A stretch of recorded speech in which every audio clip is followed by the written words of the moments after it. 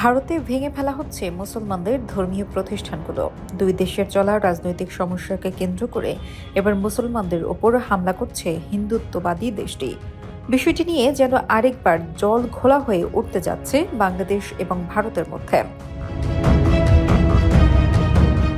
ভারতের রাজধানী নয়াদিল্লিতে বুলডোজার দিয়ে ভেঙে ফেলা হয়েছে কয়েক শতাব্দীর প্রাচীন আখুঞ্জি মসজিদ। ইন্ডিয়ান এক্সপ্রেসের এক প্রতিবেদনে বলা হয়েছে, মসজিদটি রাতের অন্ধকারে ধ্বংস করা হয়েছে। এর আগে তারা কোনো নোটিশ পায়নি। ভবনটির ব্যবস্থাপনা কমিটির এক সদস্য বৃহস্পতিবার জানান, সংরক্ষিত বন থেকে অবৈধ অবকাঠামো অপসারণের অংশ হিসেবে মসজিদটি ভেঙে ফেলা হয়।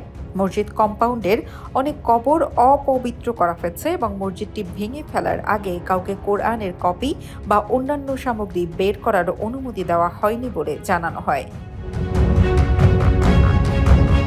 তিনি বলেন, আমাদের অনেক শ্রদ্ধেয় ব্যক্তিত্ব এবং আমাদের নিজেদের পূর্বপুরুষদের সেখানে সমাহিত করা হয়েছে।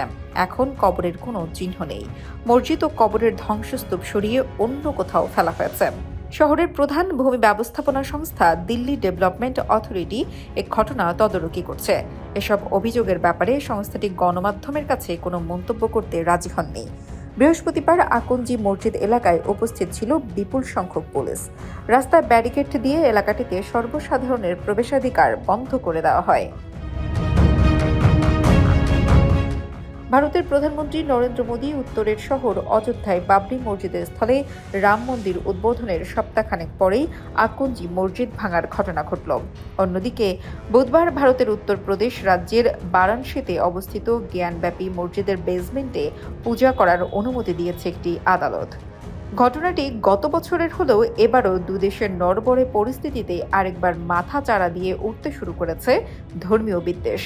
নানাভাবে খবর আসছে, বাংলাদেশিদের উপর ক্ষোভ ঝাড়তে আবারও ভাঙতে শুরু করেছে বিভিন্ন এলাকার মুসলমানদের ধর্মীয় উপাসনালয় মসজিদগুলো।